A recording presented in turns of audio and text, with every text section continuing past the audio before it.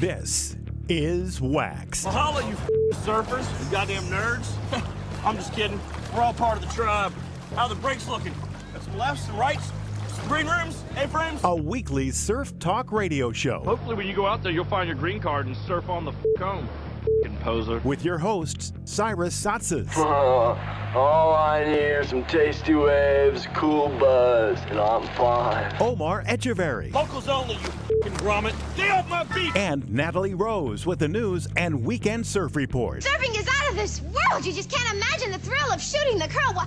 It positively surpasses every living emotion I've ever had. On ESPN 1700. Yeah, good morning, San Diego. I should say good afternoon. It's noon. For some people, it might be morning. If you had a good Friday night, that's awesome for you. This is WaXed Surf Talk Radio. We broadcast usually every Saturday right here on ESPN 1700 from 11 a.m. to noon. That's a regular time slot, but we do get moved around from time to time when sporting events occur. In this case, one of the four majors on the PGA Tour, the British Open. I believe Tiger Woods is leading or is in contention, which is awesome if that's the case. So it actually brings a lot more interest to the sport than it usually does.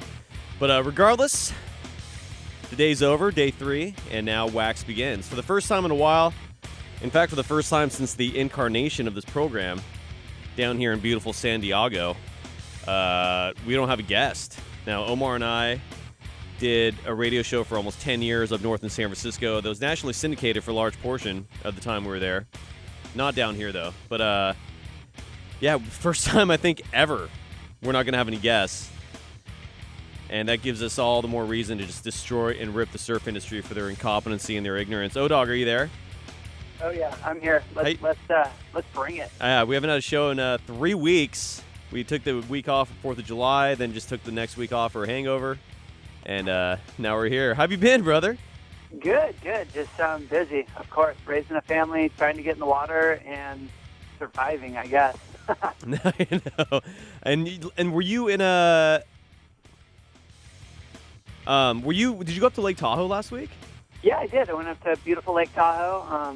Boy, it was amazing up there. 75 to 80 degrees, 3 days straight. So yeah, it was great. Dude, Tahoe's gorgeous. Yeah, great place for kids too, as you know. And to jumping into topics, boy, SUPs everywhere. Where they belong, in lakes.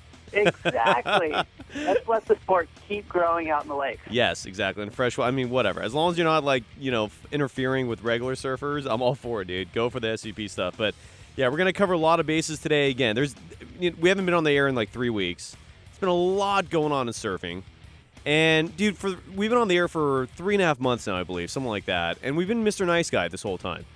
You know, we've coddled our guests. We've done mostly positive news. Well, the truth of the matter is the surf industry doesn't deserve any of that positivity because all they do is stupid stuff. Just ignorance at its finest in this industry. We're going to get into why that's the case and what's been going on. We're talking, legitimate sexism, misogyny, and not even, trying to hide it. And that's just been this last week. We're going to cover a lot of bases. But, for those anonymous Twitter handlers, the people on Twitter who, refuse to, reveal who they are and just bash surfing, every day, this is for you. That's what this show's going to be all about. For all the border stands and all those guys, right? Well, border stand, that's not anonymous. That's the guy who runs that site. His name is Lee Crane. He used to be an editor or something at Transworld, the biggest douchebag on the planet. I've told him on numerous occasions, and I've asked him to come on the show numerous times. And the thing with him is, 8 years ago, we simply sent him an email saying, hey, do you want to do a cross-promotional thing? Do you want to put our radio show on your website and vice versa? We'll promote your site. And back then, his website, I believe, was called, Sack Lunch. That was before Border Stand was formed. It was the same guy. And his response to us was that we were too jockish. That we're jocks or something. I think it was because the radio show was on a sports station. He thought we weren't cool enough for him. So I was like, are you kidding me? Can you expand on that? He wouldn't. So I was like, you know what, fine. You're an enemy of the show now from now on. He never revealed who he was. He was trying to hide. We found out that who the person is Lee Crane. And I kid you not, dude, if I see this guy in person, I'm not going to threaten him because I'm on the air right now, and that would get myself in huge trouble. But, I mean, I'm certainly give him peace of my mind, and I'll let him swing first. Then I'll destroy him in self-defense. Well, he obviously wasn't listening to call our old show jockish. It was very far from jockish. I think the only thing we did close to jockish is drank at every single show and had strippers up in the booth. I think that's the closest to being a jock. If that's jockish, then call me a jock. I'm a jock, yeah. But whatever. But no, I'm talking about, like the Dane Reynolds fake account and all those sort of things, dude. There's like a fake Mickey Dora account. There's all these Twitter handles of like run by people. We have no idea who they are. They know a lot about surfing, though, and they just love to bash the surf industry. This show is for you. And for anyone who just wants to hear the truth about what this stupid industry is all about. And truth is, no one really cares that much. But we don't have a guest. I'm surly. I've been a dirty boy for like weeks now, so I'm a little fired up.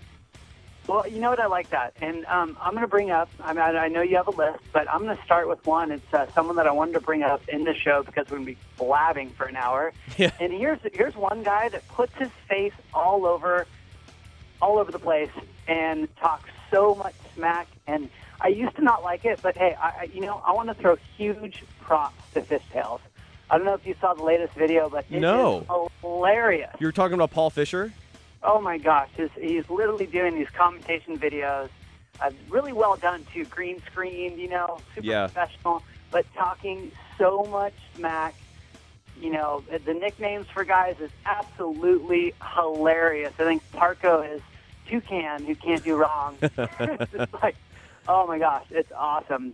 Talking about all the massage parlors that all the surfers hit up in Bali. Well, let's take a quick break. We'll come back. All right, dog? All right, bro. This is WaXed on ESPN 1700. Visit our website, waxedradio.com, to get complete show podcasts and follow us on all social media at WaXed Radio. Now, here's your weekend surf report. Yeah, we haven't given one of these in a while because we haven't been on the air in 3 weeks. But the surf's been pumping. It's been on and off. There was supposed to be some south swell around here. Natalie Rose, welcome back. I haven't talked to you in a while. How are you doing? I'm doing good. How's the America's finest city, sexy San Diego? How are you doing out there? Good afternoon. The surf is pumping, yes. All week I've been going down to the beach with my little JGs. Let me tell you, there's been no surf, but yesterday, waves rolled through. It is so fun. It is inconsistent. It's like 3 to 4 feet, but when the sets come through, it's 5 if you want to get excited, 6. Really? And let me tell you, it's a little wall, but if you catch one of those corners, you're like, we're out there hooting and hollering. How are you? You're hooting and hollering. You got to get excited. And don't you go out there and see one of your friends? You're like pulling and getting shacked into the barrel. It's so fun. Like yesterday, I was out all day. Like the wind kind of came up in the afternoon, which they said it's going to today. But it's not too strong of a wind where it totally blows it out, because like around 3 o'clock, I don't know what happened, but it got so fun and it was consistent and it's fun out there right now. I don't know what you guys are doing listening to the show. I'd listen to the podcast later if I were you. And, Mike over at PacificWaveRider.com, terrific surf forecast site. That's PacificWaveRider.com. He tweeted at us at our Twitter handle at WaXed Radio. He said, the south swell is showing at Ventura Point. That's where he's located. There are long waits between sets, with most waves in the 2 to 3 foot range. Sets are about head high. Expect an 11 a.m. burn off. And the horse show at the fairgrounds of the county fair has begun setting up for its July 31st through August 11th run. So keep that in mind in terms of traffic and parking. And O-Dog, how's the surf up in Santa Cruz where you're at? The waves are absolutely firing. South swells are perfect up here in the Monterey Bay. So it's going off. It's about 3 to 5 foot, depending where you're at. And it's supposed to be good for about a week. So everyone is absolutely pumped. The only issue we've had up here is we're dealing with some extreme high tides. So I think last night went all the way up to a 6.27, which is close to as high as it can get in Northern California. Wow. I know I was out surfing, I think, on Wednesday, and the high tides almost flattened the whole thing out. That was before this south swell kicked in. I didn't realize the south was that strong. So it's hitting like the whole California coast right now. It is pumping cranking. right now. I heard Mexico's going off, too. Ooh, Puerto Escondido, hey now. And then, Omar, I don't know about you, but like all week it was like super warm. And then not yesterday. Well, yesterday was a little yesterday colder, chilled but up. Yeah, the day before I was like, oh, it's frigid all of a sudden. Like the coldest it's been all summer. Like I was like, what happened? Someone turned the heater on. You know what? I was reading online and talking to some people. It's June gloom in July. I swear, everything's been so weird and delayed with our weather season. No, you're absolutely right. Every season, you just got to kind of push everything back a month now. Yeah, this is June. Yeah. 10 years ago, freezing cold mornings, hot afternoons. And September is going to be scorching hot like it's summer. And Just like last year. everything moved a month. It's kind of crazy, but you're absolutely right. And it's been this way for like years now. Welcome to climate change. Well, let's take a quick break because we have a lot of bases to cover. We don't have a guest today, so we're just going to go off and call every idiot, every nincompoop who's in the surf industry out for being an idiot, being a moron, being a stupid fool. We're going to call you out. That's what we're going to do today. We've been nice since the show started. We've been doing this for 3.5 months now on this station. And no more than Mr. Nice Guy, dude. If you're going to, And part of the reason why I'm a little eggy is because the surf industry that we cover is not doing so great financially right now, okay? They're not exactly like on the top of the world money-wise. And so when I'm hitting you up for a guest appearance to put you on a radio station that reaches like almost all of Southern California, you better answer your damn phone and get on this show. If you're a PR person, you better do your damn job and get your athlete on this show. Instead of giving me the runaround and saying maybe next week or no thank you. Well, guess what? I'm going to call you out for being a moron, for being an idiot. That's what's going to happen next. And I hope you enjoy it. This is WaXed here on ESPN 1700.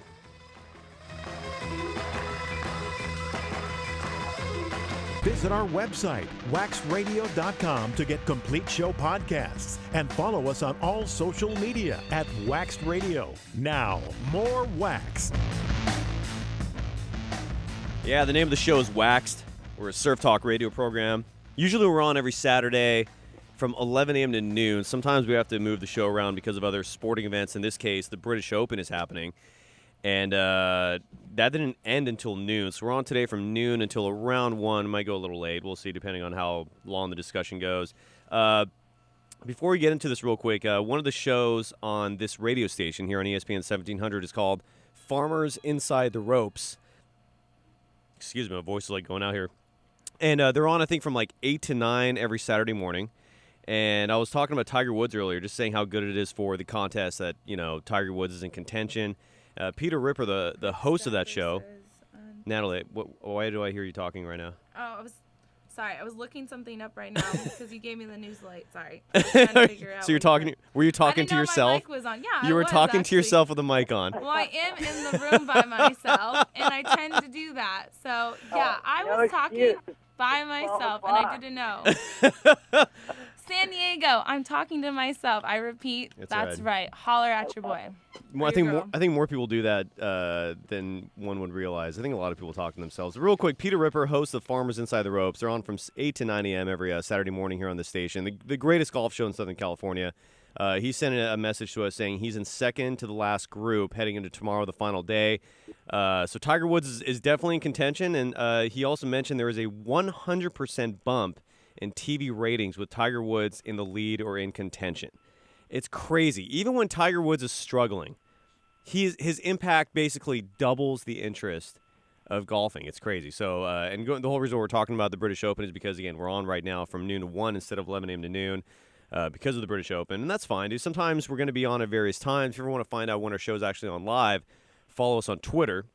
And, again, our Twitter handle is at WaXed Radio. So definitely follow us on that. We do not have enough followers by any means. We should have like 5 times the amount of followers we currently have on there. So show some love, dude. At WaXed Radio.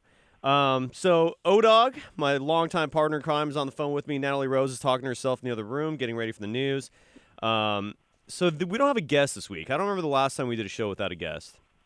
And one of the big reasons for that is because there was a combination of one pro surfer by the name of Mitch Cruz. Do you know who he is, O-Dog? Yeah, Mitch Cruz. He surfs really well. Incredibly well. He's been doing great on the QS, trying to make the ASP World Tour. He's also the star of that recent online web series. It was called Surf House. We had Bree Kleintop in studio here a few weeks back, and she's a sweetheart, and she's one of the stars of the show as well. And if you missed that interview, just go to our website, waxedradio.com. We podcast all of our shows. So Mitch Cruz, I got his email address. I sent him an email. He responds like on Wednesday saying, I'm in. What are the details? And I respond to him. I say, here's the time that we're on, the day. I will need a phone number from you so we can actually call you to get you on the show. Didn't hear from him. I sent him another email like 2 days later saying, Mitch, where are you at? Okay, I have you penciled in to be a guest of the show. I need your phone number. Where are you? Never heard from Mitch Cruz again. Now, plan B for a guest this week was Stephanie Gilmore. I know you know who she is, Omar. Oh, yeah, Steph Gilmore. She's awesome. Incredible. Like one of the greatest women surfers ever. Defending 5-time ASP Women's World Tour champion. And I've been in discussions with the head of PR for Roxy, her new sponsor, for weeks to get her on this Saturday. Mitch Cruz was my plan B. Plan A was getting Stephanie Gilmore on this show. Apparently Stephanie Gilmore is too big time to just, to do an interview on a few weeks' notice. She needs more time than that. She has a team of handlers that travels with her wherever she goes. The head of PR for Roxy has to communicate with her team of handlers, which who knows what that means. But end result, she wasn't available today. The soonest we can get her on is maybe next week because the U.S. Open of Surfing is starting in a week. And all these surfers who always make up a million different excuses to not be a guest of the program, and one of those biggest reasons that they're always traveling, like they're always somewhere around the world and they're on your phone. They're all here now. I was expecting to get at least one of these guys for this show. So the show before the U.S. Open of Surfing, we don't have a guest because either the pro surfer themselves are completely irresponsible, can't respond to emails, or the surfer is too big time in an industry that is supposed to be super small and not making a lot of money right now, and it's not. And they're just, I guess, whenever they feel like doing an interview, they'll do it. And so we don't have a guest this week. And, so hopefully we get Stephanie Gilmore on in a week. But so in the meantime, I woke up this morning and made this huge list of everything that I recall in like the last 10 years or so that has happened in like competitive surfing that's just completely egregious and idiotic. With no rhyme or reason to it. And I know there's a lot more that could very easily be added to this list. This is just what I came up with this morning. And Odog, I know you have a lot to add to this too. And this is what happens, dude. Like, we love to get guests on this program, not as much for us. I mean, it's always fun to talk to these people. But I've always thought until now that the listeners would be more interested in hearing some big name surfer and entertainer and artist than us. I mean, look, we've been doing this for a long time, but Odog, you used to be a professional surfer, so you certainly have, I'm sure there are people way more intrigued with you than me. I mean, I'm a decent surfer. I hold my own. But these guests that we get on the show, I mean, these are people that are paid to surf or paid to do music or whatever the reasoning is for that they're, and popular and famous and are called artists or athletes. But, we don't have one this week, so I had to come up with something else, and so we got this great list, and we're going to bash this industry, because for a long time, this industry has just been in the crapper. It's run itself to the ground because of incompetency, and it's crazy. So here's number one on my list of everything that's wrong with pro surfing, and not just pro surfing, just the whole surf industry in general.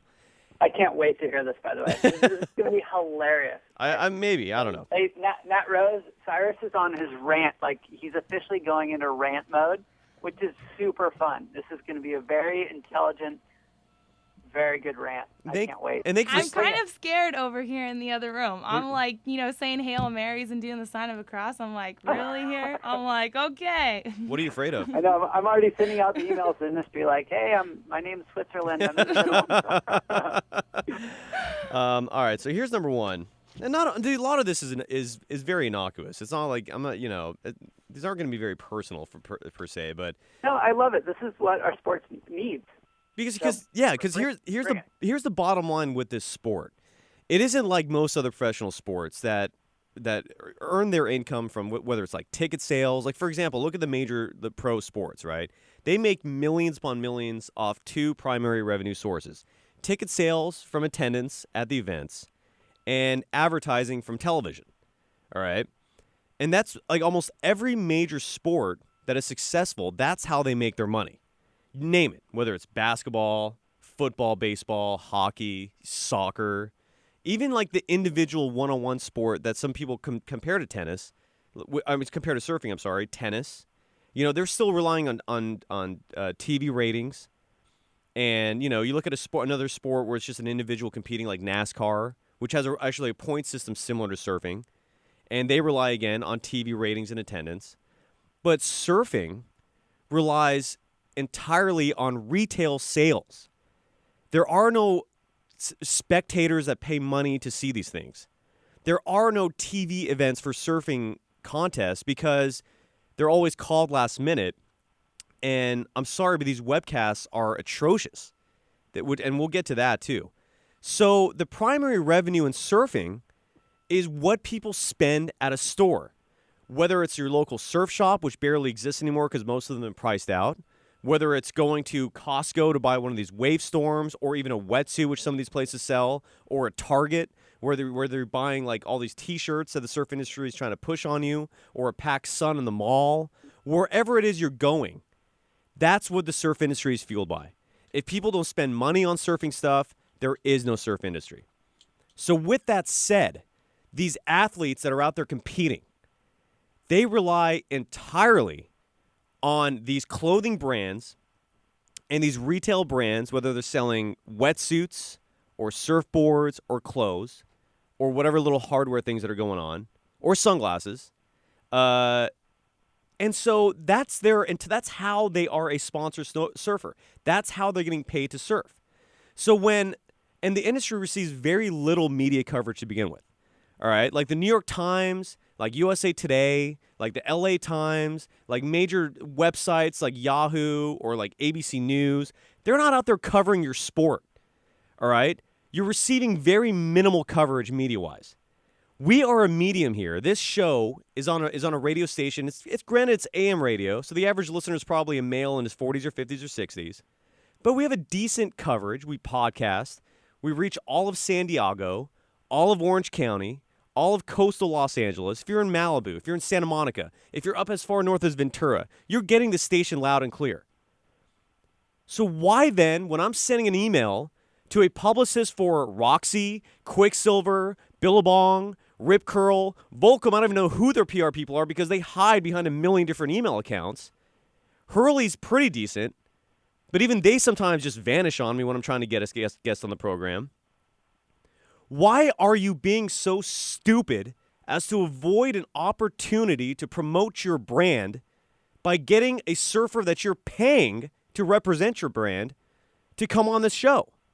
It's not like we're getting the guests on here and putting them on the spotlight with like gotcha questions. It's not like we're putting them on here and like exposing them for all the crazy stuff they've done.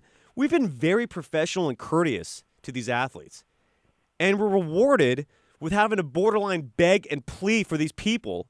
And you're just a person. You're nobody special. You just know how to surf in the water. That's awesome. But that doesn't make you a better person than you or anyone else out there that's listening right now. So why am I having to borderline beg and plea just to get you to get on your phone for like 15 minutes?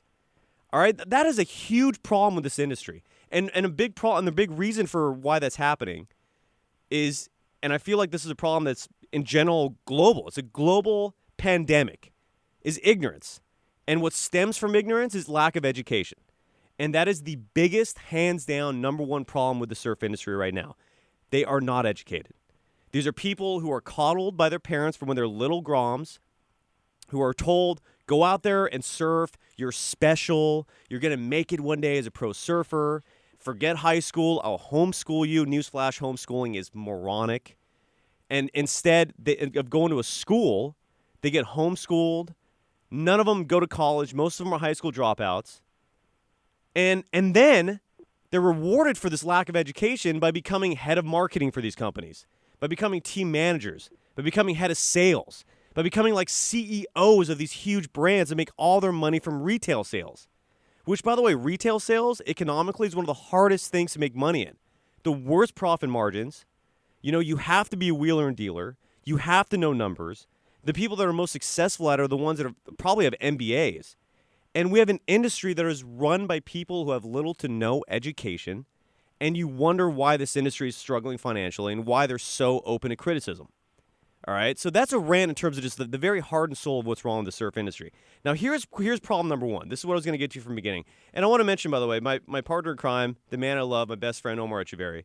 I know I'm not calling you out. You're the exception to this rule. You have a father who is a genius, who has a PhD. All right, you've traveled all over the world, which I know a lot of these surfers do, but unlike most of them, you actually went out there and experienced it and took everything in, and you're cultured. And you've come from a home that is like that respects intelligence and critical thinking and, education. I was going to say I did go to homeschool, but I did start college at 16. So hopefully that I made it in the middle. I don't. Yeah, and most of these pro surfers, they don't have dads who are literal geniuses who got their PhDs just for being an absolute brainiac. You know what I'm saying? Like, I mean, you're the exception to the rule, and everyone figured that out very early that you're incredibly smart. I mean, there's a reason why you're being asked to do all these webcasts. To webcast commentate all these events, why everyone always comes to you when they want like their brand to be represented. But you're the exception, dude. Like the rule is just this just pure idiocy. It's crazy. So, and a lot of this starts with the governing body of professional surfing, the ASP. Thanks for that, buddy. By the way, thank you. You're welcome, man. It's just well deserved, dude. It's just being honest. So here's number one. This is the first reason why the surf industry is. And this is in no particular order. It's just a list I came up with. But this is a lot of stuff that's happening in surfing that's just insane. Number one, the ASP, the Association of Surfing Professionals, it's a governing body of professional surfing. When Kelly Slater wins one of his 11 world titles, this is the organization that gives him this title. They're headquartered in Australia. All right. Now, when you talk about surfing in general, this is a global industry. They're making the vast majority of their money in the United States. They're starting to expand tremendously in Asia, Brazil, Europe. I mean, no disrespect meant towards Australians. I love Aussie people. In my travels, they're the ones that I bonded with the most. They're very enlightened people. I mean, they get it for the most part in terms of just what are the priorities in life. But with that said, they're not exactly like in the economic epicenter of the world. All right, they have an incredibly small population. California by itself has more people than the entire country of Australia. So why then is the headquarters of the ASP in a country that is in one of the most remote places in the world? Their time zone is in no way synced up with most business centers, most major cities, where most of the people spending the money in surfing are. Why are your headquarters in Australia? Why? And tradition is never a good excuse for something like this, all right? Change is one of the few inevitable things in life. It has to happen in order for the world, for life, for the world to proceed. Change is inevitable. And yet the ASP and surfing in general tries repeatedly to refuse this notion. They're staying in Australia. That's stupid. O-Dog, what are your thoughts on that? Well, I have so many thoughts. That was a good, long rant. One thing that action sports suffers the most is that I believe it is probably the most image-driven sport we have in this entire world. And, this goes with skateboarding. It goes with all action sports in general. Of course, they all have different point systems, but when it comes down to it, these guys can literally get extra points for having what they call style. So, I mean, it's a tough one. I think the industry will battle with that forever. But, I believe that is, the big issue it has, and that brings it all the way to retail. That's why it is extremely successful in retail, because retail is very image-driven. It's crazy to think that at one point, I don't know if it is right now, but basically surf clothing was the highest distributed clothing in all of America for a while. That's insane. That is insane. To think that. Surf. I mean, we have all these other sports. Do they put their name on brands? No, they put their logo and their color, and that's it. These guys came up with a lifestyle that had hundreds of trunks and thousands of T-shirts per line, So that is the blessing and the curse that the industry deals with, and I feel that, it's tough for it. It goes through extreme highs and extreme lows. It's suffering a nice little low, probably along with the rest of the world. Our economy is not doing amazing. It's, everyone can probably agree with that. But then when you get into the ASP, I have some hope this year because of the new management. So I have some hope. From what I've heard, they want to do what you're talking about as far as, get an anchor person for the whole tour, which is what it lacks. You need one commentator that basically helps these color commentators. I mean, if you go online, whatever, wherever you go to school commentating, you have an anchor and a color. You don't do two-color. That's the biggest issue. They run two-color in every webcast. And, some of these guys might actually shine if they had an anchor. But you got two guys bro slapping. Basically, one guy says one thing, and the other guy repeats it again. It's insane. And to watch that again and again, oh, that was a great wave. Oh, yeah, that was amazing. It's like, okay, I just heard that twice, from two people. And then they said dude 100 times. So, that's my take on commentating. As far as Australia, Australia has done amazing things for the sport of surfing. Bugs did great things. Rabbit Bartholomew, amazing guy, great guy, really nice. Yeah, you're right. You're absolutely correct about that. Brody Carr, I hung out with him. I've spoken to him quite a few times, actually. Somehow we kind of, became buddies after an event, and, I got him some boards, and, we surfed a little bit together. Brody Carr, he had the bigger vision thing, but, politically it was really hard for him to navigate as well. It's a really stressful job. You have a lot of these big egos, just like you said, that, may have been a little bit, brought up in the industry with a lot of power, a lot of money, and to navigate those waters is really difficult. So, for me, I always feel frustrated. It's hard to find the foundation issue of the sport. But we all love it, and it's an amazing sport. And I do feel that right now it's going in the right direction. If it's too late, that's where I get kind of bummed out sometimes. It's like, did it miss that window? I mean, early 2000, late 90s, oh my gosh, the attendance of events, and it was it was on such a vertical climb, So if we miss that, I don't know. That's my take on the rant. No. Natalie, what are your thoughts? I know you're cowering in a corner in that room over there. Well, I don't really care what anybody's wearing. I wear whatever I want. So whatever people want to wear and whatever they want to sell, go for it, because I could really care less. I never try to dress like I surf because I don't want to wear a logo unless I'm getting paid to wear the logo. You know what I mean? But as far as commentating, I don't know. I'm pretty stoked that you can go online and watch, surfing. Because I remember growing up, all we had was magazines, and it was and I don't know, I was, pretty young, so I wasn't going on the computer and looking, so it was I couldn't wait to get the magazine to see who won the contest or what was going on. It took so long. Or finally, when it did come on internet, it was it was only highlights, a 3-minute highlight of what the contest was. And so now that finally I can be cleaning the house or doing something, and someone goes, oh, John Florence against Kelly Slater, this heat's on, you wanted to see this heat, I can stop what I'm doing and run and go see that heat. I don't know, I'm just so stoked that I sometimes, you said, in the very beginning of our first show, you're I was watching the ASP World Tour on my phone. I'm just still so amazed that we can do that football now and baseball, that I don't even care what they're saying. I'm just really stoked that I get to watch it. I feel sometimes I'm there. So I think on a positive note, you have to think we've come a long way to even bash on the commentating. Well, we were coming a long way, but then the last 3 years or so just completely regressed. I don't know. I just don't even care what they're saying. It's pretty cool to watch all this awesome surfing, and so that's you mean just live? Yeah, live. I never could do that. The other day, I forgot which. I think it was at the Bali contest, and I was cleaning the house, and I was they're oh, this heat's on, so I could stop what I'm doing. You can't, in football, you can do that. They're oh, come on, let's go. There's 2 minutes left, you know what I mean?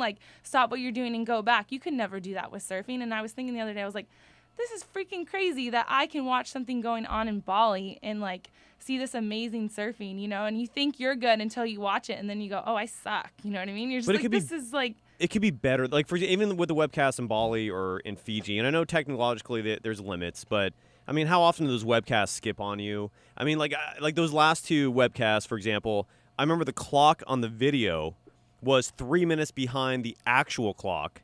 So while you're watching the contest, you knew the scores that were coming. You know what I'm saying? So you had to blow your screen up big to hide the score on the side of the screen because it was a whole 3 minutes off. And these things are still happening. And I feel if you had people that were just a little more competent, that just had more of an idea as to what they were actually doing. I don't know if maybe they should start hiring people who have worked in more mainstream professional sports, maybe if that would fix it. But the color commentating thing is essential. And I hope. And are they going to start doing this next year? Because it hasn't happened yet. I'm not sure when they're going to do it. I know that they did casting calls, probably like 4 or 5 months ago in Los Angeles. So I don't know if they have found the guy, but I know that they did do. I just blasted it all over online. So I'm really curious who they pick. I've been at a lot of these events. Logistically, it's a nightmare. It is such a nightmare where probably, 80% of the events are held. To think that you can even have, Karamis. That's in the middle of nowhere. People are all thinking Bali. That's a 45-minute drive from Kuta. Yeah. Nothing but temples out there. And as far as hiring good people, they are hiring better and better people. I think technology-wise, that'll catch up. It's on a great. It's doing great right now. They have issues where they are. Fiji, the fact that they can even do that is insane. The whole country is on such a low internet feed that they have to make their own. That is crazy. They basically come in like a big company would and make their own. That's amazing to me. Of course, I do agree. It's a bummer that some of the things are a little bit off. I did the same thing. I turned off the scores because I didn't want to see them. I wanted to see the action. But that stuff will come. I thought the Bali had pretty good commentating. I thought it was pretty good. Of course, I'm a big fan of Sal, of course. I think he's great. Yeah. Great, too, because he'll just jump in and be the anchor. It's so rad when he jumps on. I love it. Sal Masekela would be a solid guy to have for your year-round regular play-by-play guy. I think he left the X Games after something like 16 years, and he's now employed by Red Bull. Because I think Red Bull, their YouTube channel, they have like a million different web series that they produce with a bunch of these action sports athletes, and I think that's what Sal Masekela is currently doing. You're right. He would be a solid guy. But in my humble opinion, I'm positive that if they hired, let's say, the lead logistics guy or someone who's right underneath the lead logistics guy for, let's say, an NFL broadcast, someone who has worked in near the highest of levels in at least like the TV trucks or, somewhere on a high technological level of, let's say, a Super Bowl broadcast. Let's say you hire a crew like that. I am positive they will have these feeds because you can redirect internet streams. Just because there isn't a great infrastructure in Fiji doesn't mean you can't create another one on another island nearby or on another country nearby and then just reroute everything from there so you can handle these high streams. I am positive that if they actually hired people who are way more experienced, instead of just, and this is, again, another issue with the surf industry, instead of hiring friends, that is a rampant problem with the surf industry. Instead of going out there and hiring the best people, you hire your bros. And that happens all the time. They don't go hiring okay, so for example, like the main website to get a job in surfing, or pretty much most action sports industries, I think is a website called Malachi. It's MALAKYE.com, right? This is like the official job board for action sports. Yep. And I would be very curious. And in fact, I'll throw the phone number out for the first time ever since we've been on the show. If you want to call our show, and if you want to, argue with us or have your own take, whatever, the number is 866-405-1717. Again, that number is 866-405-1717. Here's my question to you. Has anyone out there ever actually gotten a job through a website like Malachi? Because I have never met a single person who has gotten a job, who has been hired through something like a third-party source like that. Because everybody that I know that is in the surf industry started as an intern or has friends who are in it, and that's how they get in. Like, you can't submit your resume to one of these big companies and say, hey, I want to work for you, and they're going to hire you. And I know that's the case with a lot of industries, but in almost every instance where that is the case, that company is not doing good. You can't be a broed-out industry. You can't hire people simply because they're your friend. That is not a model for success by any means. Go to any business school that is like Business 101, dude. That doesn't work, and that is a huge problem with this industry. And but isn't that how the American banking system works? Well, and again, I know it's not just in surfing; it's happening in a lot of places. And I'm not certainly not endorsing that either. And dude, the banking industry, that's a whole other topic of discussion. What about United States politics? Oh my God! Exactly, and it's a rampant thing. It is. And surfing especially, again, like, call us. I want one person out there who actually got a job in the action sports industry through like a website like Malachi. And I'm not talking about being a cash register clerk at your some like retail store nearby. That doesn't count, all right? And I don't want to hear about a minimum wage job. I want to talk about, we're talking real jobs. Like a job that'll actually pay your rent by itself. And you got it through one of these websites. I guarantee you we're not going to get a call that says that. And the reason for that is because it's a broed out industry. Here's the rest of the list that I made of all the mistakes. A lot of the stuff there isn't much to discuss about. And again, I woke up this morning and just instantly was like, what are all the things that I remember just off the top of my head that are just absolute screw-ups that the surf industry has done, right? Or just absolute just crazy occurrences. Here's another one. This is a touchy subject, but if we're gonna go off, talking about everything that's wrong in the surf industry, let's get to it. Please say Kelly's last world title. No, I'm gonna get to that's on the list. Oh, that's not even up there on the list. No, it is, but it's not. That It's one's good. I'll get there. I'll get there. Believe me. Okay. It's printed out. Here's another one.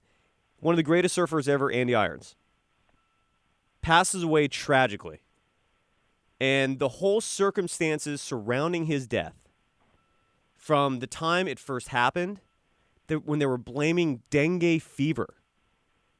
I mean, to even this day, they were able to convince the coroner's office to not reveal the results because they didn't want to damage his brand.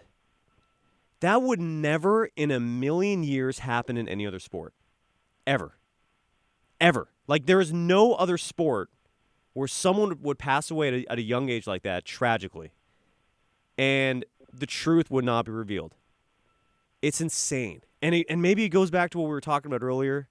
All the money in the sport comes from retail, and what sells in retail, image, style. And this is what they're doing. They're protecting their investment. And it's crazy, though. Like, you will not in a million years see that in any other sport. And again, next on the list, the ASP, which you just mentioned, miscalculating a world title. This is basic mathematics, and they could not get it right with Kelly Slater. Kelly Slater himself, after reading a comment on surfline.com, questioning whether or not he was actually the world champion, did the math himself, and then realized that he needed to win one more heat to be the world title, to be the owner of the world title. That's insane. Now, granted, in this case, the ASP actually acted on this. The CEO Brody Carr resigned, and actually, I think is that all that happened? Did they do anything else? I think so. I mean, they did mass apologies. They did a meeting as well, which I heard was good. Yeah, that is pretty heavy. I was working that event too. We were both there. Title. Yeah, we were both there. Yeah, it was hilarious. Oh my gosh, I felt embarrassed to even be a part of it. It was such an emotional, cool thing that went wrong. It was sad. It was so bad. And the ASP tried to cover that one up as well, but there was nothing to cover up. It was way too out there. And Kelly Slater himself, when he was exposing it, there's nothing you could do about it. But yeah, you and I were there. I was partying with Kelly Slater that night. And then only to wake up the next morning and to read that he didn't win the world title. Insane. Find me another sport where that happens. And again, I'm not saying other sports are impeccable. I mean, stuff like this happens all over the place, but it just seems to be on a lot more regular occurrence here. Another thing I wrote down, and this issue sort of got resolved because I don't see this guy writing for anybody, any major publications currently, but do you remember a couple years ago, or maybe it was like 5 years ago, a writer for Stab magazine, his name was Jed Smith. He's an Australian surf writer. He referred to a Jamaican surfer named Ika Wilmot as a Negro, and then proceeded to write this full-on racist article. Simply, and this touches on the complete lack of diversity in the sport in general. But he almost got away with it. I mean, he wouldn't even apologize for a while. I was thinking about that and just thinking, damn, dude, like there is such little diversity in the sport, and we can go off on another tangent on that. And again, I'm just going down a list of everything that I remember that is just crazy in the sport. Speaking of Stab Magazine, another writer for them, Charlie Smith, quoting Mick Fanning as saying anti-Semitic remarks. Mick Fanning, a two-time world champion surfer, to this day kind of escaped that. Do you remember that? No, I don't. What did he say? Mick Fanning called the writer, Charlie Smith, a effing Jew. Oh my Fanning God. didn't deny that he said that. He claimed, though, that the words were taken out of context. And again, I'm going back a little bit to the ASP being set up in Australia. Mick Fanning is the ultimate golden boy in that country. Joel Parkinson a very close second. The ASP covered this up immediately. And Billabong, his sponsor, covered this up. Can you blame that on culture, though? Yes. And I mean, come on, Aussies, you could go all the way, they're convicts by birth. Well, and that'd almost be, if you heard someone say that in public in Australia, you probably wouldn't bat your eye. But it's extremely wrong. But I'm just saying that. And what's just as wrong though is how nobody they just try to squash it. This is again because Mick Fanning, I think when he made the comments, was the defending world champion. I could be mistaken on that, but dude, he literally, how do you get away with saying anti-Semitic comments? And they squashed the story. Billabong covered it up. They basically told Mick, shut your mouth for some months. This will go away. And it did. And Mick Fanning to this day, and you're right, Australia, there's a lot of things with their culture. You could talk about, I apologize for drawing a blank on their indigenous people, the Aborigines. There's, in the same way with the history of this country, the way we treated slaves, very similar story in Australia with the Aboriginals. But again, I blame this more on education. Mick Fanning is a guy who I'm guessing didn't go to school at all, or he had very little schooling and most of it was homeschooled. And again, the more educated the person is, the less ignorant they are, and the less likely for them to stay and do stuff like this. And on top of that, though, for them to just cover this up and protect their golden boy, crazy. Something very wrong with that. I think that, the point I feel that you're trying to make, people are people. We're humans. We make mistakes. But the fact that these mistakes get covered up is a good point, yeah. And people in other sports say way more ignorant stuff. I'm sorry. But, sports in general, athletes in general aren't known for being the True. the sharpest knives. True, but but in this sport, they seem like the athletes seem to get away with it a lot easier. You know what I'm saying? No, I hear you. And then and we talked about the webcast commentating. Hopefully they'll fix that at some point. How about this? Billabong, which used to be alongside Quicksilver, this massively huge, gigantic corporation, publicly traded company. When the economy starts to crash, they start going to debt because they own all these other little companies. They own all these retail stores. They own a website, swell.com. Huge operational costs. And they get offers from private equity groups to purchase their company. Their stocks are tanking. They tell these private equity groups, no, your offer is not big enough. Fast forward a year or two, they've lost all of their money. There are no longer any offers on the table. Billabong is now $300 million in debt. They're probably going to end up selling off Dakine, who they own. They're probably going to sell off Von Zipper, who they own. They're probably going to have to sell all these retail stores, most of which I believe are in Australia. All because, I don't know if it was ego. I don't know if it was greed. I don't know if it goes back to ignorance. But they blew it. They had a chance to sell that company and be okay and financially solvent. Instead, they held off, refused, and now their stock's tanked. They're worth nothing. I think their stock is worth 20 cents now per share. Wow. 20 cents. How about the idea some years ago of all these brilliant surf brands having contests on the ASP World Tour in urban areas? You remember that? New York City, Rio, San Francisco. Oh, yeah. Genius. New York was a cool event, though. Boy, that one was awesome. San Francisco's great, too. They're both fun, but the Waves, okay, I'll say the Waves did show up. They lucked out a little bit with that. Been on both. Yeah, but they lost a ton of money.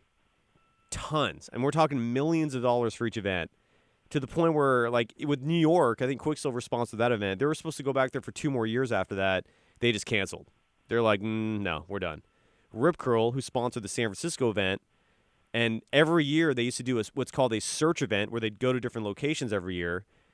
That did so badly, they just canceled the search event for 2 years. They haven't had one since. Horrible ideas. And you're right, they were fun and they were great, but I mean, dude, it's for all the money they spent. No, I totally agree. You know, I mean, they are trying something new, probably trying to once again bring their brands to a different market, and it was actually extremely successful, but probably cost way too much. Exactly. And boy, talk about bad timing too. I know.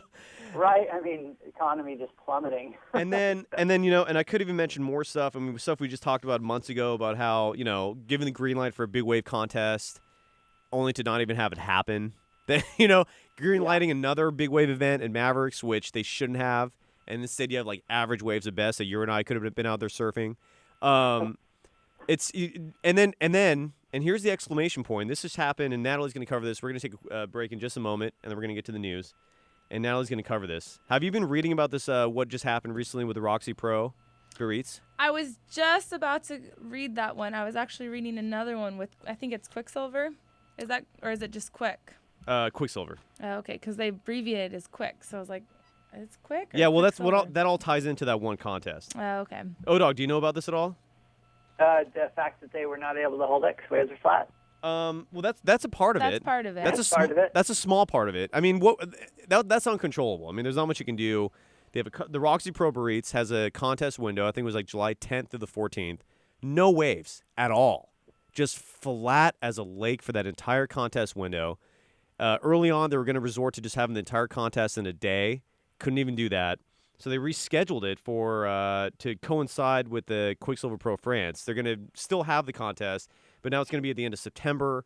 And not all these 17 surfers on the ASP Women's World Tour have sponsors. So a lot of them have to pay for another flight. They have to pay for more accommodations. It's crazy. I mean, there's numerous people complaining about this. But what was crazy was Roxy. They made a preview video of the contest. They made like a 30-second little trailer. It was a minute long, kind of previewing the event. The video did not have a single wave in it. The entire video was new team member Stephanie Gilmore, like slithering in bed in her sheets, slowly waking up looking hot, wearing little underwear, then putting on a bathing suit, and then all you see is her ass going into the water. You don't actually see her surfing at all. The whole video was just... What's that? There's nothing wrong with that, right, per se, other than the fact that Roxy is just not even remotely shy about admitting that they are just pure image. That there is no surfing in their game. It's just all hot chicks, right? Which is sexist. By definition, that is sexist. You're discriminating against women based on their looks. They literally do that, and they're not even shy about it. We've talked about that for years. It's crazy. But if it's a business model that works, so be it. But a senior Quicksilver surf manager, Chad Wells, do you know who he is? Yeah, good guy. Well, he's now an unemployed guy because he went on Facebook and said, quote, some butchy lesbos were representing surfing in the past, not rigged out sexy women who are in touch with their sexuality and know exactly how they are represented and marketed. And that comment, which is blatantly homophobic, forced him to resign and got Roxy in hot water because Roxy's owned by Quicksilver. So Chad Wells' comments, I mean, they were so heated that the ASP themselves had to respond and kind of give themselves distance from this.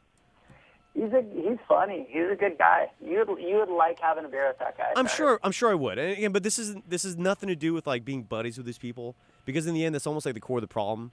The problem is like you got to get guys in there that are professionals at this. If you have a manager title behind your name, you can't get that title because you're like the cool funny guy. You have to get that title because you actually know what you're doing. You know how to articulate yourself. You know how to be diplomatic. You know how to write things properly. And if you're not going to do that, if you don't know how to do that, you should not be in these positions of power. Quicksilver themselves, they've been doing these layoffs time and time and again. They just did another cutback. I think they cut, I don't know how many more people they just laid off. Like the head of marketing for that company is what's his name? Bob McKnight, the CEO, or he was a CEO, but he's like the guy who formed the company. His daughter. He's a new guy now. I'm sorry. There's a new guy now. Yeah. And in reality, the real CEO is Kelly Slater. But Bob McKnight's daughter is the head of marketing for Quicksilver. You know what I'm saying? Like, that's I don't know, man. There's problems there. I don't know. That's all I'm saying. And I don't know. Like, I've watched that video of her, like, going from, like, I think it's for, like, a laptop or something like that, right? Which video? The one where she's, like, getting out of bed. Yes.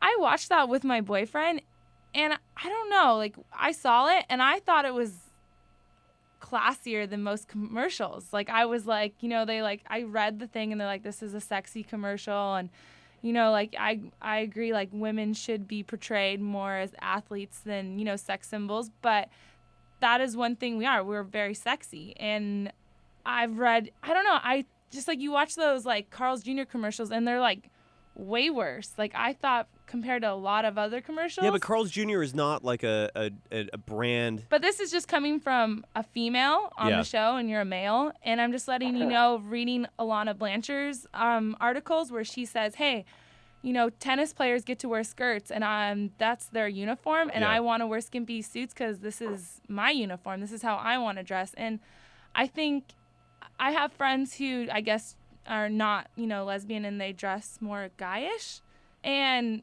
they surf and stuff. And I think surfing should portray both sides, you know. Yeah, but the problem I don't think it should be a problem to have a commercial like that. Well, coming from a female's point of view. The problem is the commercial is not about the clothes. The problem is the commercial is about a surf contest. Well, okay. Also about? I think that one you're talking about, I think it's also about like a company, like not like Roxy or anything. I think it's also about a laptop. No, it was strictly about the Roxy Pro. That's entirely what that commercial was for. It was produced by Roxy. It was made by Roxy. And at the very end, it says the Roxy Pro Barrettes. It has the dates. It was a 100% Roxy commercial. Nat Rose, I do totally see what you're saying. I think it's an issue in all marketing. Well, the problem. But television for now. I just think, though, if she wants to be portrayed like that, if that's what she wants to do, like, I mean, she shouldn't be getting harassed. Like, it's her life. You know what I mean? Like, it is her life. Let her do what she wants. The issue isn't with Stephanie Gilmore. The issue is that is a commercial for a surf contest, a competitive event. If you want to compare it to tennis, have you ever seen a commercial for a tennis event like Wimbledon, where the entire commercial is just Maria Sharapova walking around in a miniskirt? Have you ever seen anything like that? No, you see tennis. You see them playing, actually swinging rackets. Yes, sex sells. There's no question. But if you just want to, I mean, look, if you want to get rid of your credibility, then keep doing stuff like this. Because clearly, like, that's the message you're sending. We don't care about the surfing. We care about you looking at hot chicks and wanting to be like them because they're more models than athletes. You see what I'm saying? But I think if they're a good enough athlete, then it's going to outnumber, like, whatever happens. Like, you totally ignore it. Like, you know, you're just going to be like, yeah, she's hot, but she's totally ripped, so what's even the problem? Yeah, but you don't even know in that video that she rips because she didn't surf. There's no surfing in the video, and the video is until you look up. If you surf and you know the surf industry and you know Stephanie Gilmore, you're like, oh yeah, she rips. So what's the problem? But then if you don't and you look her up, you're gonna be like, oh, dude, she's hot and she rips. What a combo! I need to date her. Like, you're gonna be like, that's awesome. Yeah, but you can't assume anything in life. You can't assume that like everyone watching the video knows everything about Stephanie Gilmore. But you don't even know it's her either. That's true. But that's not the point. Who the person is not the point of this whole discussion. The point of the discussion is that this is a video about a surf contest, and there's no surfing in it. I don't know. I just totally disagree because I always hated surfing. Like, my dad's like, if you're going to live in my house, you're going to surf. And I cried every day he took me to go surfing. I wanted to do girl things, and it was because it wasn't feminine enough. I was like, I don't want to be a part of this. And now that there's a new wave, nothing against, like, the old surfers because I totally looked up to them. I totally wanted to surf like them and everything. But now that there's a new wave of, like, feminine towards the sport, I'm like, I love surfing. Like, there's cute wetsuits now. There's like, I mean, there's a total different side. Like, me and all my friends are like, why wasn't this when we were growing up? Like, I had to wear my brother's old wetsuit. That sucked. Yeah, but that's been around for like 10, 20 years now, though. Yeah, it's not a new thing. No, when I was a little girl, there was no, like, cute wetsuits. Like, you go in the store now, there is pink wetsuits for girls, there is like so many different types of tops that don't give you like rashes, that keep on, that look cute. There's so many different types now. Like there's females designing cute things for like, I guess, a guy's perspective of what's hot, but that are also like flexible and great for girls. So you're saying it's okay to exploit these athletes for... We are different than you. We are pretty and you are not. That's true. Okay? We are allowed to be females, and if that's how we want, like, there's, like, Quicksilver, there's a female in charge. I don't know her name, but you said there's a female in charge over there. Lisa Anderson. Yeah, she... Former pro surfer. So, Lisa Anderson, she Former knows world what champion. she was doing with Stephanie Gilmore if she's sponsored Well, by she's her. not the one making these decisions. The people making decisions are, like, in executive offices in terms of who's greenlighting all this stuff. So you're basically saying you don't give a crap about the competitive side. You don't care who actually wins this contest. No, I do, but I don't think it's bad that you take female athletes and make them sexy. We are sexy. I don't think it's bad either. I do think it's bad that like you're just disregarding the competitive side of an event strictly just for image. That's where I have an issue with. It's sexist. Okay, let's say you are not a pretty girl. Let's say you are someone who is just not that hot. How do you feel then? Why are you saying everyone's pretty in their own way, Cyrus? Well, that's... Hey, guys, I got to... I know, dog, get around. Let's take a quick break. You know what's funny, by the way? I just got a message from Shaun Tomson, legendary surfer. He has a new book coming out, and he wants to promote it. Oh, dog, you can't stick around, right? No, I got to jet, guys. All right, Sorry. brother. Well, let's take a... Put the little dude down. I hear you, brother. It was fun. Thank you for letting me rant. Let's get Shaun Tomson in here real quick. We'll do a quick interview with him. Natalie, we'll push your news back to next week. Is that okay? We covered like a million news stories anyways. Is that right? No, that's cool. I'm down with that. Awesome. I actually do want to pay my bills, though. Viper Fins, I'm sponsored by them. Viper Vectors will be out in stores. Fred Simpson, what's up? Yeah, if you need a pair of fins, Viper Vectors. They are awesome. They're a new pair of rubber. They flow. They feel a little plastic, but let me tell you, they are comfortable. They are all yellow, and they are in style. They should be in stores. I think a few stores such as Surfride might have them. But let me tell you, Viper Fins, there's a new fin out. You need to go get it right now because I have them, and I love them. All right, awesome. And let's take a quick break. And, O-Dog, thank you very much, brother. Love you. We'll talk soon. All right, love you guys. All right, dude. And when we come back, let's get Shaun Tomson, one of the greatest surfers ever, on WaXed here on ESPN 1700.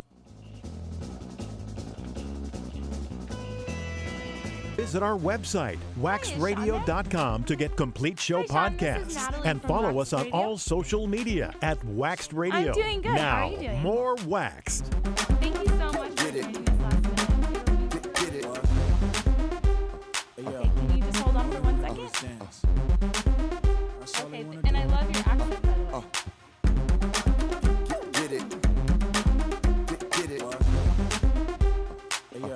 Welcome back to WaXed here on ESPN 1700. It's an absolute pleasure to have our next guest on the program. I've interviewed him a couple times. Always delightful. The man's a surfing legend. And, an honor to have him on the program. Shaun Tomson. You can fade the music down, by the way, Natalie. Thank you. Shaun, how you doing? Shaun, are you there? Yes, I'm here. How you doing, sir? Good, man. I lost my voice, but I'm here. It's all right. It's all right. Well, are you battling something, or were you partying? Like, why is your voice all loud? No, I think I've just been talking too much. Well, you do have a new book out. I did read this, and this would give me the idea to give you a call. It's a new inspirational book called The Code. Tell us about it. What's the new book about? Yeah, well, the book's inspired by a group of kids at a school in Santa Barbara. I spoke there about a year ago, and after I spoke, I gave them an assignment. I told them to spend 30 minutes and write 12 promises to themselves, every line beginning with I will. So they sent me back all the answers. There's about 80 students, and I was so blown away by what they read. I thought, well, this could be a great book, a book that hopefully empowers kids around the world to share their own codes and inspire positivity amongst young people and get them to inspire other young people. So that's what the book's all about. It's 12 stories, 12 promises. Very simple, very quick to read. And hopefully it's going to resonate throughout the world. That's the mission anyway. I love it. And we're joined by one of the greatest surfers ever, South African Shaun Tomson, here on WaXed. Where are you these days? I know you moved to California a while ago. I believe last time I talked to you, I can't remember if it was Santa Barbara or Ventura. Were you one of those places?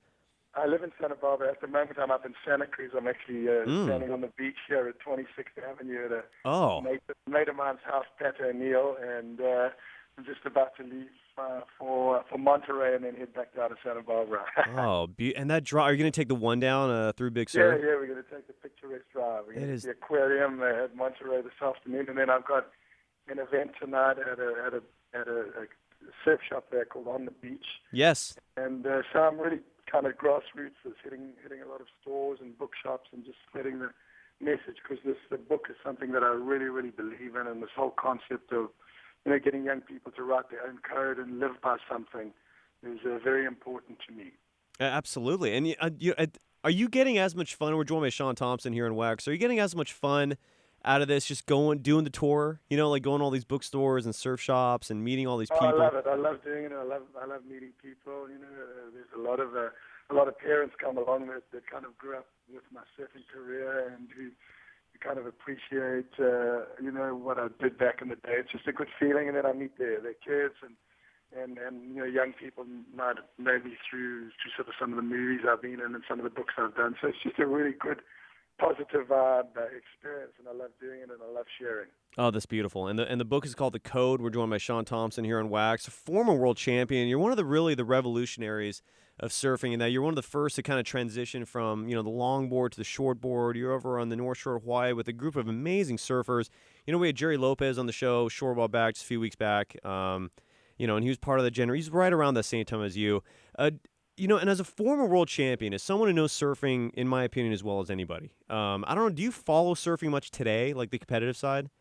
Yes, I do. I watch all the events on the web. When I say all the events, the top 10 events in the world. I love watching the young guys and seeing what they're doing. Certainly they inspire me like they're inspiring the young kids. I just love to watch where the young guys are taking surfing. Yeah, absolutely. And in your opinion, are you so we started the show at a later time than usual today at noon, and we're running kind of late here, but when we have Shaun Tomson on the show, we'll go as late as possible. But I spent the first hour of the show just going off. I haven't gone on a rant in a while, and I was really just being critical of the surf industry in general, just for all the mishaps they do, all the mistakes that they make on almost daily basis. And, it all, climaxed with the recent stuff happening at the Roxy Pro and this, borderline sexist ad they ran and all the controversy that followed that with the Quicksilver guy, Chad Wells, his homophobic comments. In your opinion, are you happy with where surfing is today, or do you think there could be room for a lot of improvement? Because in my opinion, you're the exception. You're not the rule. You're an intellectual in my book.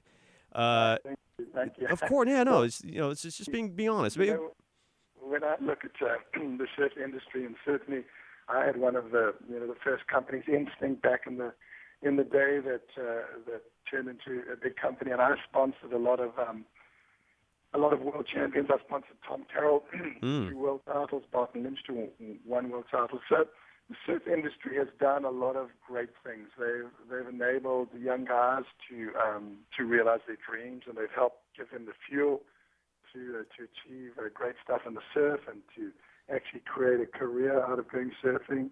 I think they've employed thousands and thousands of people and families that have been associated with surfing and love surfing. Maybe they weren't top pros, but they had that passion. And the surfing industry was started initially to perpetuate that surfing lifestyle. It wasn't started for profit, sales, and growth. Right. It was started by young guys and young women who just wanted to perpetuate that lifestyle for a very pure reason. And certainly, I think along the way, companies sold out. They became part of Wall Street, and like many companies, I think they were in some ways corrupted. And I think the pure essence of why they started was lost.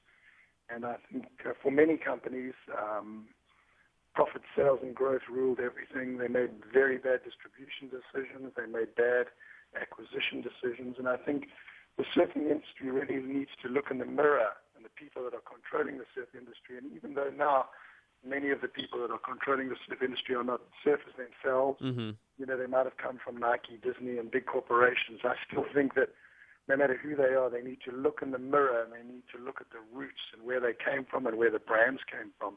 And I think that's where they need to put their money more than anything else. They need to be focused on improving the experience and the lifestyle for the average surfer, and not just focus on profit sales and growth. So they need to look, and they need to contribute back to the sport. They need to, and not just hire better pro surfers and do more contests, but I think they need to look at how can they contribute back to the sport? How can they contribute back to the lifestyle? How can they do something good? How can they? I mean, they should all be contributing millions to Surfrider Foundation, for instance. Yes. And they've been terrible.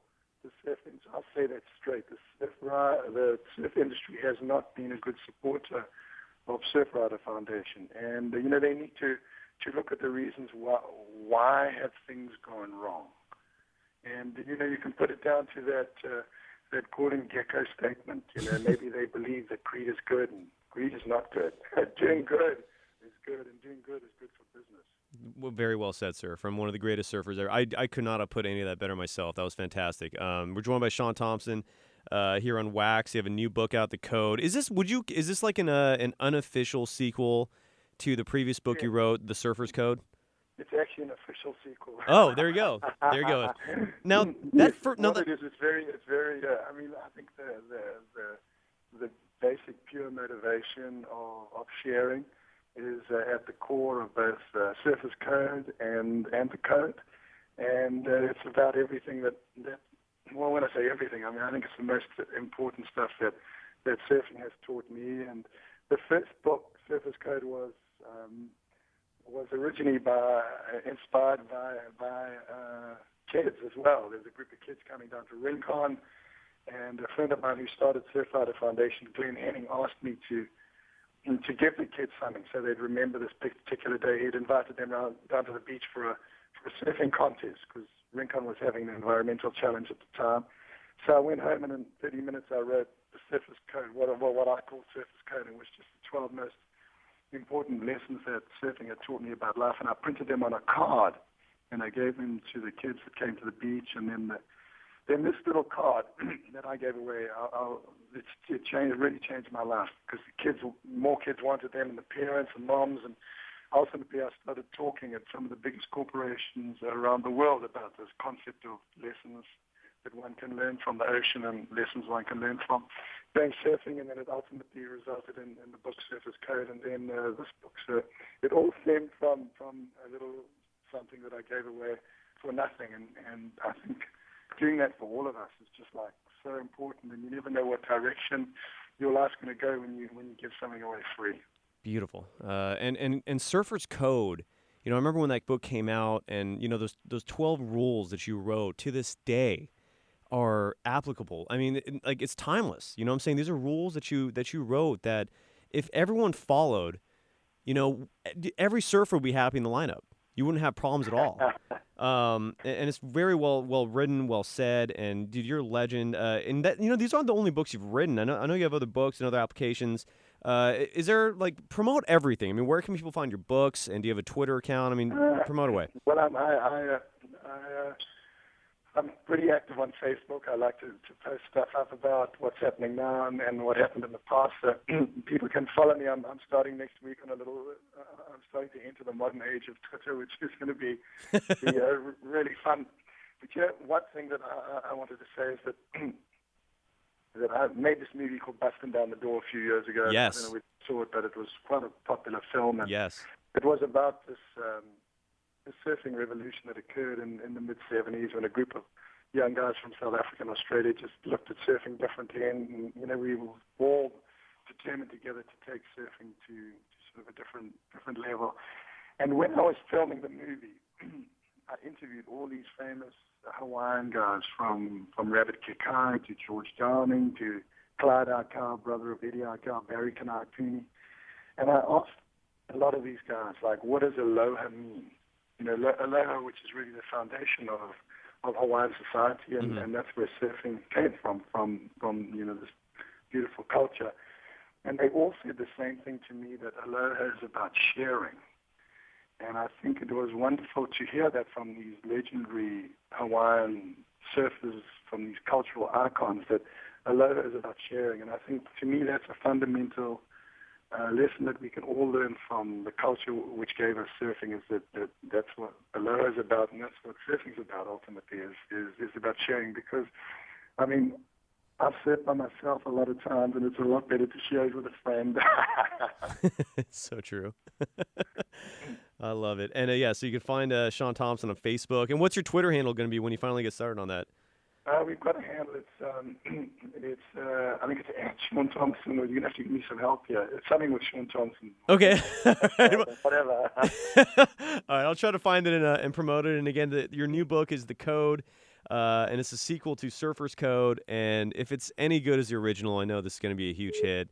And so I'm guessing like Amazon.com, Barnes & Nobles, all these places, right? Well, you can go to ShaunTomson.com. It's actually official release date is 8/1, but you can buy it on ShaunTomson.com now. And this book is, I've done a lot of projects through my surfing career, and this to me I think is the one that is the most special. It's because it's about young people, and it's about sharing, and it's about just connecting with others and doing the right thing. So it's a very, very important book for me, and I'm hoping that this message of kids writing their own code and living by their own code is going to be spread around the world. I asked, it's interesting, I asked Shaun White, the famous snowboarder. Famous snowboarder, yeah. I asked him for a recommendation on the book, and he just sent me back a few words. He just said, live by the code. Well, Shaun White's funny because he's arguably the greatest competitive snowboarder ever. He's an incredible skateboarder, and he also is a really good surfer. I don't know if you've ever seen him surfing. Yeah, I have. What an amazingly talented athlete in general. Yeah, great to have his endorsement there. That was fantastic. Well, Shaun, I know this was super last minute to get you on the program. Thank you so much. The book is called The Code. It's a sequel to Surfer's Code, and you can find it at ShaunTomson.com, or it's going to be available on Amazon, Barnes & Nobles, anywhere to buy books starting on August 1st. And enjoy that beautiful drive. It is. No, thank you. If anyone wants to come along to any of the readings and get-togethers that I'm doing, it's really grassroots. It's going to be up on my opening page of my website, so I'll be posting the stuff up. I'll be down in Huntington Beach next week, so it's going to be fun to meet people and just rap. Beautiful, Shaun. Thank you so much. It was a pleasure to talk to you, sir. Thanks, man. Thanks, Shaun. Have a great day. And that's Shaun Tomson, and we're going to wrap up the show. Special thanks to my co-host, Omar Echeverry, who's with me for that hour. We had a wonderful long rant there, just blasting the surf industry and everything that's wrong with it. Thanks to Natalie Rose, as always, for a terrific job talking to herself in the corner of the room. Talking to myself, pushing buttons, introducing Shaun Tomson early. San Diego loves it. Forgetting to press buttons sometimes. Yeah. No, you're on it. Mixing it up back here. No, you're on it. It was just a fun, different show altogether. Oh, absolutely. We're on an hour later than usual thanks to the British Open. And so Natalie didn't even know we were doing a show until like 10:45, and she raced over here all the way from Vista. Vista, Holmes. Vista. Home of the ghetto. Well, half the city's ghetto, right? Yeah, old school. You're saying the whole thing's ghetto? No. There's some nice parts. There you go. Vista represent. So, yeah, thank you, Natalie. And thank you to Shaun Tomson again. And follow him on Facebook or go to his website, Shaun Tomson, to find out where he's going to be appearing at bookstores and surf shops for his new book, The Code. And make sure you follow us on Twitter at WaXed Radio. That's our Twitter handle, WaXed Radio, WaXed Radio. And visit our website, waxedradio.com. That's where we podcast every segment of every show. This show today will be up on the website a little later today. All right, we'll be back next week. Make sure you follow us on Twitter at WaXed Radio. Our regularly scheduled 11 a.m. to noon time. We're not going to always be there, and I think for the next 2 weeks after this, we're going to be on at weird times as well.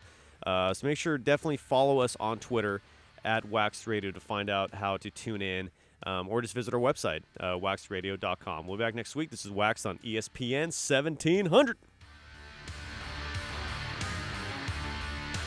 That is it for us today, and we will leave you with I can't do it. No. We'll do it live. Do it live. Thing sucks.